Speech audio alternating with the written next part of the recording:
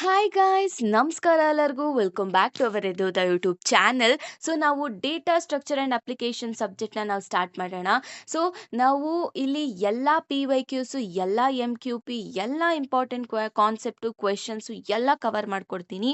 ಆಮೇಲೆ ನಿಮಗೆ ತುಂಬ ನೀಟಾಗಿ ಅರ್ಥ ಆಗೋ ಥರ ಕಾನ್ಸೆಪ್ಟನ್ನ ನಾನು ತಿಳಿಸ್ಕೊಡ್ತೀನಿ. ಓಕೆನಾ, ಡೋಂಟ್ ವರಿ ಅಬೌಟ್ ದ್ಯಾಟ್. ಆಮೇಲೆ ನೀವು ಚೆನ್ನಾಗಿ ಸ್ಕೋರ್ ಮಾಡ್ಬೋದು. ನಾನು ಕೊಡೋ PDF ಅದರಲ್ಲಿ ಯಾವುದೇ ರೀತಿ ಕ್ವೆಶನ್ಸ್ನ ಸ್ಕಿಪ್ ಮಾಡೋಕ್ಕೆ ಹೋಗಬೇಡಿ. ಓಕೆನಾ, ನೀವು ಬೇಕಾದರೆ ಅದನ್ನು ಬಿಟ್ಟು ಏನಾದರೂ ಎಕ್ಸ್ಟ್ರಾ ಇದ್ದರೆ ಎಕ್ಸ್ಟ್ರಾ ಓದ್ಕೊಂಡು ಹೋಗಿ, ಬಟ್ ಯಾವುದೇ ರೀತಿ ಕ್ವೆಶನ್ಸ್ನ ಸ್ಕಿಪ್ ಮಾಡೋಕ್ಕೆ ಹೋಗಬೇಡಿ. ನೆಕ್ಸ್ಟ್ ನಾನು ಬರೋ ಮಾಡ್ಯೂಲ್ಸಲ್ಲಿ ಓಕೆನಾ, ನಾನು ಆವಾಗ ನೀಟಾಗಿ ಎಲ್ಲ ನಿಮಗೆ ತಿಳಿಸ್ಕೊಡ್ತೀನಿ. ಬಟ್ ಇವಾಗ ನಾವು ಆ ಒಂದು ಮಾಡ್ಯೂಲ್ಸಿಗೆ ಜಂಪ್ ಆಗೋಕ್ಕಿಂತ ಮುಂಚೆ ನಾವು ಒಂದು ಫೌಂಡೇಶನ್ ಅಂತ ಇರುತ್ತೆ, ಒಂದು ಬೇಸಿಕ್ಸ್ ಅಂತ ಇರುತ್ತೆ, ಅದನ್ನು ನೀಟಾಗಿ ಅರ್ಥ ಮಾಡ್ಕೊಳ್ಳೋಣ. ಸೊ ನಿಮಗೆ ಇವಾಗ ಇಲ್ಲಿ ಕಂಪ್ಲೀಟಾಗಿ ಸ್ವಲ್ಪ ಬೇಸಿಕ್ಸ್ ಅರ್ಥ ಆದರೆ ನೀವು ಆರಾಮಾಗಿ ಮಾಡ್ಯೂಲ್ಸ್ಗೆ ಜಂಪ್ ಆದಾಗ ಸೊ ಆರಾಮಾಗಿ ನಿಮಗೆ ಅರ್ಥ ಆಗುತ್ತೆ. ಓಕೆನಾ. ಸೊ ಆಮೇಲೆ ತುಂಬ ಜನ ಅಷ್ಟೇ ಲೈಕ್ ಈ ಥರ್ಡ್ ಸೆಮ್ ಸ್ಟೂಡೆಂಟ್ಸ್ ಎಸ್ಪೆಷಲಿ ಹೇಳಬೇಕು ಅಂದರೆ DSA ಸಬ್ಜೆಕ್ಟ್ ಅಂದರೆ ಓ ಮೈ ಗಾಡ್ ಏನಪ್ಪ ಅದು ಕನ್ಫ್ಯೂಸಿಂಗ್ ಸಬ್ಜೆಕ್ಟ್ ಅಂತಲೇ ಹೇಳ್ತಾರೆ. ಕೆಲವೊಬ್ರು ಸ್ವಲ್ಪ ಭಯ ಅಂತ ಹೇಳ್ತಾರೆ. ಸೊ ಹೌದು, ಯಾಕಂದರೆ ಇದರಲ್ಲಿ ಅಲ್ಗಾರಿದಮ್ಸು ಮತ್ತು ಅಪ್ಲಿಕೇಶನ್ಸ್ ಇರುತ್ತೆ. ಸೊ ಅದರಿಂದ ನಿಮ್ಗೆ ಆ ಥರ ಅನಿಸುತ್ತೆ. ಬಟ್ ಡೋಂಟ್ ವರಿ, ನಾನು ಅದನ್ನು ತುಂಬ ಈಸಿಯಾಗಿ ಮಾಡ್ಕೊಡ್ತೀನಿ, ಈಸಿಯಾಗಿ ಹೇಳ್ಕೊಡ್ತೀನಿ. So don't worry about that. So concept ಮಾತ್ರ ಕ್ರಿಸ್ಟಲ್ ಕ್ಲಿಯರ್ ಆಗಿ ನಾನು ನಿಮಗೆ ತಿಳಿಸ್ಕೊಡ್ತೀನಿ. ಕ್ಲಿಯರ್. ಈ DSA ಅನ್ನೋದು ಬರೀ ನಿಮ್ಮ ಈ ಥರ್ಡ್ ಸೆಮ್ಗೆ ಅಷ್ಟೇ ಎಂಡ್ ಆಗಲ್ಲ. ಓಕೆನಾ, ನಿಮ್ಮ ಪ್ಲೇಸ್ಮೆಂಟಲ್ಲಿ ತುಂಬ ಅಂದರೆ ತುಂಬ ಇಂಪಾರ್ಟೆಂಟ್ ರೋಲ್ ಇದೆ ಈ ಒಂದು ಸಬ್ಜೆಕ್ಟಿಗೆ. ಓಕೆನಾ. ಸೊ ನೀವು ಇಲ್ಲಿ ಬೇಸಿಕ್ಸ್ ಅನ್ನೋದನ್ನ ನೀಟಾಗಿ, ಬೇಸಿಕ್ಸ್ ಎಲ್ಲ ಇಲ್ಲಿ ತುಂಬ ಚೆನ್ನಾಗಿ ಕೊಟ್ಟಿದ್ದಾರೆ. ಸಿಲೆಬಸ್ನ ನೀಟಾಗಿ ನೀವು ಕಲ್ತ್ಕೊಂಡ್ರೆ ಇಲ್ಲಿ ಎಕ್ಸಾಮ್ಗಷ್ಟೇ ಅಲ್ಲ, ಅಲ್ಲೂ ಕೂಡ ನಿಮಗೆ ಯೂಸ್ ಆಗುತ್ತೆ. ಸೊ ಬನ್ನಿ ನಾವು ಒಂದೊಂದೇ ನೋಡ್ತಾ ಹೋಗೋಣ. ಫಸ್ಟ್ ಆಫ್ ಆಲ್ ನಾವೆಲ್ಲ ಝೀರೋಯಿಂದ ಸ್ಟಾರ್ಟ್ ಮಾಡೋಣ. ನಾವು ಬೇಸಿಕ್ಸ್ ಇಲ್ಲಿ ಈ ಒಂದು ವಿಡಿಯೋದಲ್ಲಿ ನಾನು ತುಂಬ ಬೇಸಿಕ್ಸ್ನ ಹೇಳ್ಕೊಡ್ತೀನಿ. ಅದಾದಮೇಲೆ ಮಾಡ್ಯೂಲಲ್ಲಿ ತುಂಬ ನೀಟಾಗಿ ಕ್ಲಿಯರ್ ಮಾಡ್ಕೊಡ್ತೀನಿ. ಓಕೆನಾ. ಸೊ ಇವಾಗ ನಾನು ಡೇಟಾ ಸ್ಟ್ರಕ್ಚರ್ ಅಂದರೆ ಏನು ಅಂತ ಹೇಳ್ತೀನಿ. ಸೊ ಇವಾಗ ನೋಡಿ, ನಿಮ್ಮದು ನೋಟ್ಸ್ಗಳಿರ್ತವೆ. ಓಕೆನಾ, ನೋಟ್ಸು ನೀವು ಎಲ್ಲಂದ್ರಲ್ಲೇ ನೀವು ಹಾಕಿದ್ರೆ ತುಂಬ ನೋಟ್ಸು ನೀಟಾಗಿ ನೀವು ಯಾವುದೇ ರೀತಿ ಅರೇಂಜ್ಮೆಂಟ್ ಮಾಡಿಲ್ಲ ಅಂದರೆ ಆವಾಗ ಏನಾಗುತ್ತೆ ನಿಮಗೆ, ಆವಾಗ ನಿಮಗೆ ಎಲ್ಲ ಹುಡ್ಕಕ್ಕೆ ಕಷ್ಟ ಆಗತ್ತೆ ಅಲ್ವಾ? ಸೊ ಅದೇ ನೀವು ಒಂದು ನೋಟ್ಸ್ನ ನೀಟಾಗಿ ಪ್ರಾಪರಾಗಿ ಅರೇಂಜ್ ಮಾಡಿದರೆ ನಿಮ್ಮ ಸ್ಟಡಿ ಟೈಮಲ್ಲಿ ನಿಮ್ಗೆ ಅದು ಈಸಿ ಆಗುತ್ತಾ? ಕರೆಕ್ಟ್ ಅಲ್ವಾ? ಅದೇ ರೀತಿ ಓಕೆ, ಕಂಪ್ಯೂಟರ್ಗೂ ಕೂಡ ಇದೇ ಪ್ರಾಬ್ಲಮ್ ನೋಡಿ. ಕಂಪ್ಯೂಟರಲ್ಲಿ ತುಂಬ ಅಂದರೆ ತುಂಬ ಡೇಟಾ ಇರುತ್ತೆ. ಆ ಡೇಟಾನ ನೀವು ನೀಟಾಗಿ ಅರೇಂಜ್ ಮಾಡಿಲ್ಲ ಅಂದರೆ ಸೊ ಕಂಪ್ಯೂಟರ್ಗೆ ಕನ್ಫ್ಯೂಸ್ ಆಗೋಗ್ಬಿಡತ್ತೆ. ಸೊ ಇದನ್ನು ನಾವು ಡೇಟಾ ಸ್ಟ್ರಕ್ಚರ್ ಅಂತ ಕರಿತೀವಿ ಅಷ್ಟೇ. ಸೊ ಹೆಂಗೆ ನೀವು ಡೇಟಾನ ಅರೇಂಜ್ ಮಾಡ್ತೀರಾ, ಯಾವ ರೀತಿ ಡೇಟಾನ ಇಡ್ತೀರಾ, ಹೆಂಗೆ ವರ್ಕ್ ಆಗುತ್ತೆ, ಹೆಂಗೆ ಫಾಸ್ಟಾಗಿ ನೀವು ಆಕ್ಸೆಸ್ ಮಾಡ್ಬೋದು ಈ ಒಂದು ಡೇಟಾನ. ಸೊ ಅದನ್ನು ನಾವು ಇಂಟ್ರೊಡಕ್ಷನ್ ಅಥವಾ ಈ ಒಂದು ಮಾಡ್ಯೂಲಲ್ಲಿ ನಾವು ಕಲಿತಾ ಹೋಗ್ತೀವಿ. ಓಕೆನಾ. ಸೊ ಫಸ್ಟ್ ಮಾಡ್ಯೂಲು ಬರೀ ಬೇಸಿಕ್ಸ್ ಇರುತ್ತೆ. ಓಕೆನಾ. ಸೊ ಆಮೇಲೆ ನಾವು ಈ ಒಂದು ಸಬ್ಜೆಕ್ಟಿಂದ ಏನು ಏನು ಕಲಿಬೋದು ಅಂತ ಅಂದರೆ, ಇವಾಗ ಓಕೆ ನೀವು ಈ ಒಂದು ಡೇಟಾ ಸ್ಟ್ರಕ್ಚರ್ನ ನೀವು ಯೂಸ್ ಮಾಡಿಲ್ಲ ಓಕೆ ಅಂತ ಅಂದರೆ ಆ್ಯಪ್ಸು ತುಂಬಾ ಸ್ಲೋ ಆಗಿ ವರ್ಕ್ ಆಗುತ್ತೆ. ಜನರಲಾಗಿ ಹೇಳಬೇಕು ಅಂದರೆ ವೆಬ್ಸೈಟ್ಸ್ ಎಲ್ಲ ಹ್ಯಾಂಗ್ ಆಗೋಗ್ಬಿಡುತ್ತೆ, ಸಾಫ್ಟ್ವೇರ್ ಎಲ್ಲ ಕ್ರ್ಯಾಶ್ ಆಗೋಗ್ಬಿಡುತ್ತೆ. So this is what happens. So ಇವಾಗ ನಾವು ಡೇಟಾ ಸ್ಟ್ರಕ್ಚರ್ ಅನ್ನೋ ಕಾನ್ಸೆಪ್ಟ್ಸ್ನ ಎಲ್ಲೆಲ್ಲೂ ಯೂಸ್ ಮಾಡಿಲ್ಲ ಅಂದರೆ ಇದು ರಿಯಲ್ ವರ್ಲ್ಡಾಗಿ ಈ ಥರ ಆಗುತ್ತೆ. So this is the importance of the data structures. ಅರ್ಥ ಆಯ್ತಲ್ಲ, ಇದಕ್ಕೋಸ್ಕರ ನಾವು ಕಲಿಬೇಕು.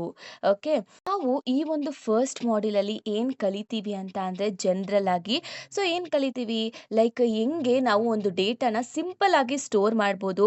ಆಮೇಲೆ ಇವಾಗ ಹೇಳಬೇಕು ಅಂದರೆ ಹೆಂಗೆ ನೀವು ಒಂದು ಐಟಮ್ಸ್ನ ಬಾಕ್ಸ್ ಒಳಗಡೆ ಲೈನ್ ಬೈ ಅಥವಾ ಒನ್ ಬೈ ಒನ್ ಇಡ್ತೀರಾ. So that is what we will be learning here. ಜನರಲಾಗಿ ಮತ್ತು ಹೆಂಗೆ ಮೆಮೊರಿ ವರ್ಕ್ ಆಗುತ್ತೆ, ಆಮೇಲೆ ಕಂಪ್ಯೂಟರ್ ಯಾವ ರೀತಿ ಮಲ್ಟಿಪಲ್ ವ್ಯಾಲ್ಯೂಸ್ನ ಸ್ಟೋರ್ ಮಾಡ್ಬೋದು. ಸೊ ಇಲ್ಲಿ ಮಲ್ಟಿಪಲ್ ವ್ಯಾಲ್ಯೂಸ್ನ ಸ್ಟೋರ್ ಮಾಡೋದು ಅಂತ ಬಂದರೆ that is a concept of arrays.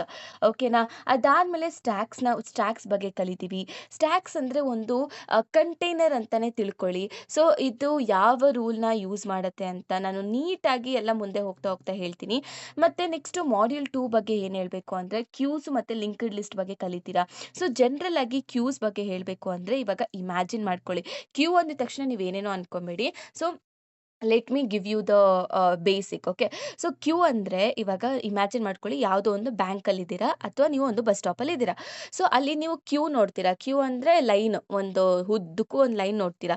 So ಇಲ್ಲಿ ಫಸ್ಟ್ ಪರ್ಸನ್ ಯಾರು ನಿಂತಿರ್ತಾರೆ ಅವರು ಮೊದಲು ಬರ್ತಾರೆ, ಲಾಸ್ಟ್ ಪರ್ಸನ್ ಯಾರು ನಿಂತಿರ್ತಾರೆ ಅವರು ಲಾಸ್ಟಿಗೆ ಹೋಗ್ತಾರೆ ಅಲ್ವಾ.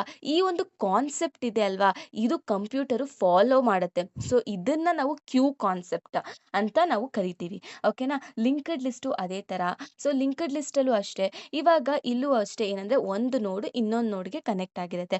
ಅಕಸ್ಮಾತ್ ನೀವು ಒಂದು ನೋಡ್ನ ರಿಮೂವ್ ಮಾಡಿದ್ರು ಕೂಡ ಅದ ಬೇರೆ ಒಂದು ನೋಡು ಇನ್ನೊಂದು ನೋಡ್ಗೆ ಕನೆಕ್ಟ್ ಆಗಿರುತ್ತೆ ಅಲ್ವಾ. ಸೊ ಇದು ಕಂಪ್ಯೂಟರ್ ಏನಕ್ಕೆ ಈ ಮೆಥಡ್ನ ಯೂಸ್ ಮಾಡುತ್ತೆ ಅಂದರೆ, ಡೇಟಾ ಸೈಜು ಯಾವಾಗಲೂ ಇಲ್ಲಿ ಚೇಂಜ್ ಮಾಡಬೇಕು ಅಂತ ಇರುತ್ತೆ ಅಲ್ವಾ, ಆವಾಗ ಈ ಒಂದು ಲಿಂಕ್ಡ್ ಲಿಸ್ಟ್ ಅನ್ನೋ ಕಾನ್ಸೆಪ್ಟ್ನ ನಾವು ಯೂಸ್ ಮಾಡ್ತೀವಿ. ಇಷ್ಟು ಅರ್ಥ ಆಯ್ತಾ. ಸೊ ನೆಕ್ಸ್ಟ್ ಬರೋದು ಇಲ್ಲಿ ನಾವು ಟ್ರೀಸ್ ಬಗ್ಗೆ ಮಾತಾಡ್ತೀವಿ. ಟ್ರೀ ಅಂದರೆ ಏನು? ಜನರಲ್ ಆಗಿ ನಾವು ಫ್ಯಾಮಿಲಿ ಟ್ರೀ ಅಂತ ಕನ್ಸಿಡರ್ ಮಾಡೋಣ. ಫ್ಯಾಮಿಲಿ ಟ್ರೀ ಅಂದರೆ ಏನು?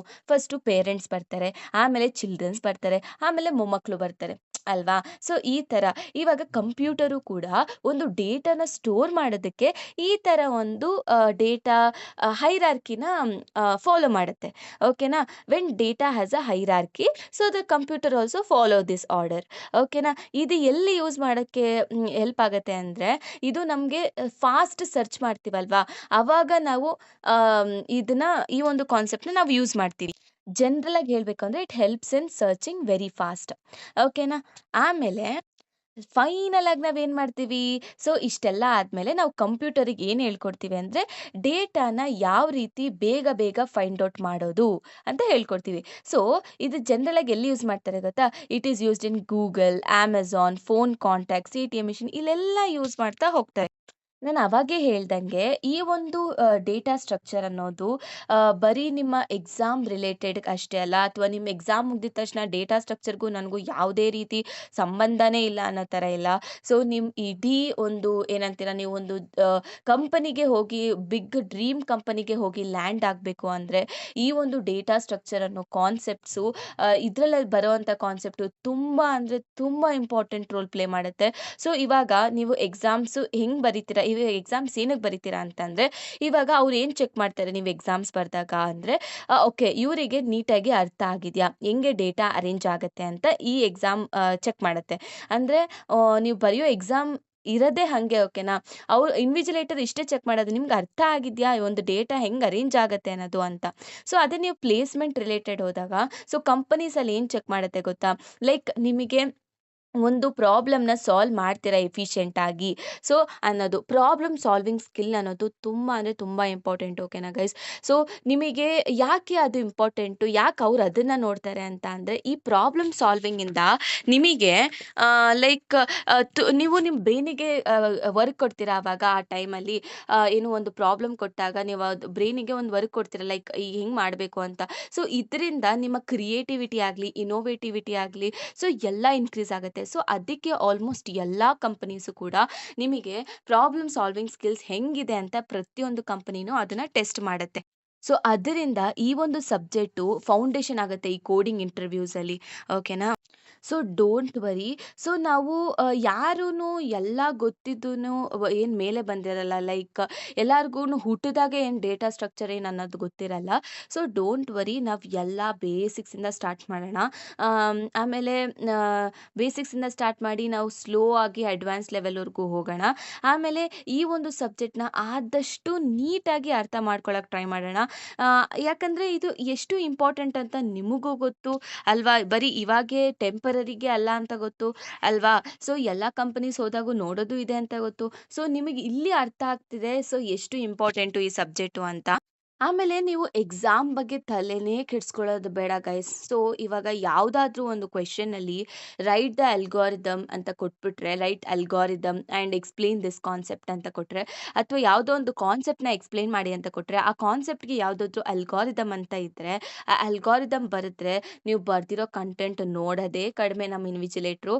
ಸೊ ಓಕೆನಾ. ಆಮೇಲೆ ನಾನು ಎಕ್ಸ್ಪೀರಿಯನ್ಸ್ ಮಾಡಿರೋ ಪ್ರಕಾರ, ಸೊ ಏನು ಅಂತ ಅಂದರೆ, ಈ ಇನ್ವಿಜಿಲೇಟರ್ಸು ತುಂಬ ಏನು ನೋಡ್ತಾರೆ ಗೊತ್ತಾ ಗೈಸ್, ಗೈಸ್, ನೀವು ಸ್ಟಾರ್ಟಿಂಗ್ ಒಂದು ಸೆಕೆಂಡ್ ಮಾಡ್ಯೂಲ್ವರೆಗೂ ಕೂಡ ನೀವು ಏನೋ ಹೇಳ್ತೀರಾ ಅಂತ ಅನ್ಕೊಳ್ಳಿ. ಲೈಕ್ ಈ DSA ಕಾನ್ಸೆಪ್ಟ್ನ ನಾನು ಚೆನ್ನಾಗಿ ಅರ್ಥ ಮಾಡ್ಕೊಂಡಿದ್ದೀನಿ ಅಂತ ನೀವು ತೋರಿಸ್ತೀರಾ ನೋಡಿ, ಅವಾಗ ಮುಗೀತು ನೋಡಿ ಗೈಸ್, ನಿಮ್ಮ ಥರ್ಡ್ ಮಾಡ್ಯೂಲಿಂದ ನೋಡೋದೇ ಕಡಿಮೆ.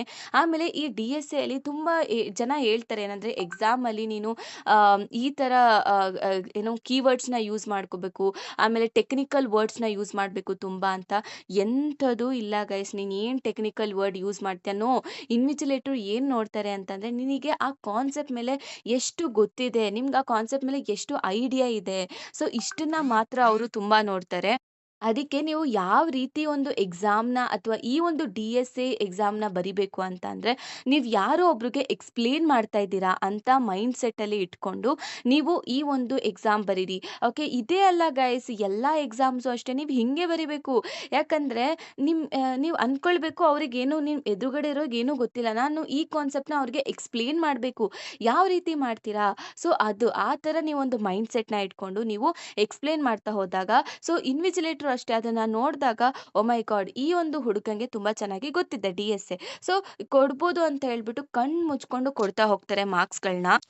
ಈ ಒಂದು ಸಬ್ಜೆಕ್ಟು ಬರೀ ಕೋಡಿಂಗು, ಟೈಪಿಂಗು ಆ ಥರ ಅಲ್ಲ, ಓಕೆನಾ? ಸೊ ನೀವು ಹೆಂಗೆ ಓದಬೇಕು ಈ ಒಂದು ಸಬ್ಜೆಕ್ಟ್ನ ಅಂತ ಅಂದರೆ, ಬರೀ ಮೆಮೊರೈಸ್ ಮಾಡ್ತಾ ಇರೋದಲ್ಲ, ಓಕೆನಾ? ಸೊ ಇಲ್ಲಿ ಮೆಮೊರೈಸ್ ಮಾಡೋದು ಅಂತ ಅಲ್ಲ ಈ ಸಬ್ಜೆಕ್ಟು. ಈ ಸಬ್ಜೆಕ್ಟ್ ಏನು ಹೇಳ್ಕೊಡುತ್ತೆ ಅಂದರೆ, ಸೊ ಯಾಕೆ ಈ ಒಂದು ಮೆಥಡ್ಸ್‌ನ ಯೂಸ್ ಮಾಡಬೇಕು, ಯಾಕೆ ಇದನ್ನ ಯೂಸ್ ಮಾಡಲ್ಲ?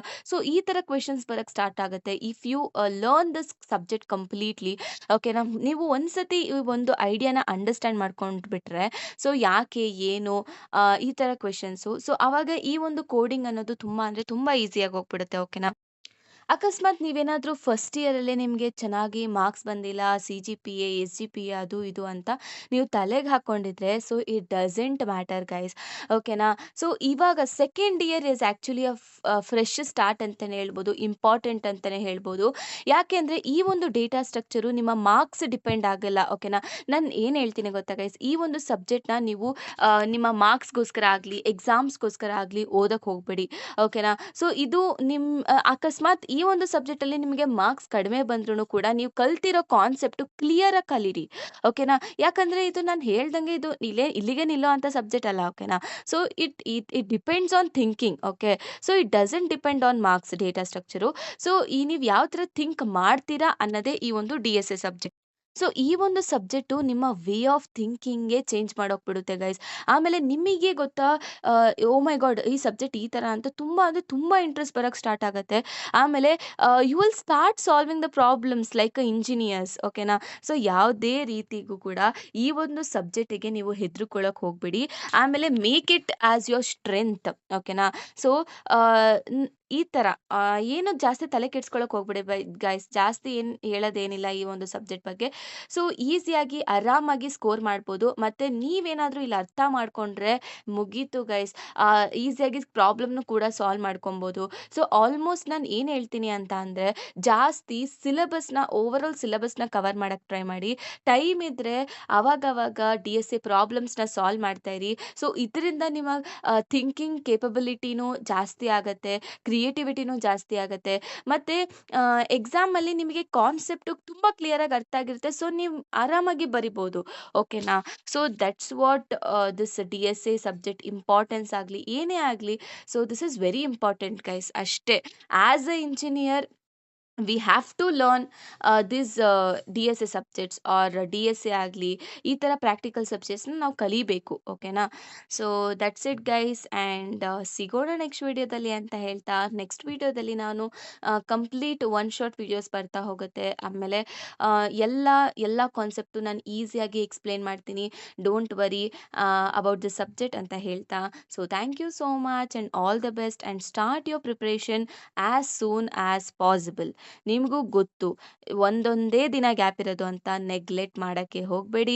ಆಲ್ಮೋಸ್ಟ್ ಸ್ವಲ್ಪ ಸಬ್ಜೆಕ್ಟ್ನ ಕವರ್ ಮಾಡ್ಕೊಳ್ಳಿ, ಅವಾಗ ನಿಮ್ಗೆ ಈಸಿ ಆಗುತ್ತೆ, ಯಾವುದೇ ರೀತಿ ಟೆನ್ಷನ್ ಅನ್ನೋದಿರೋದಿಲ್ಲ, ಓಕೆನಾ? Thank you so much.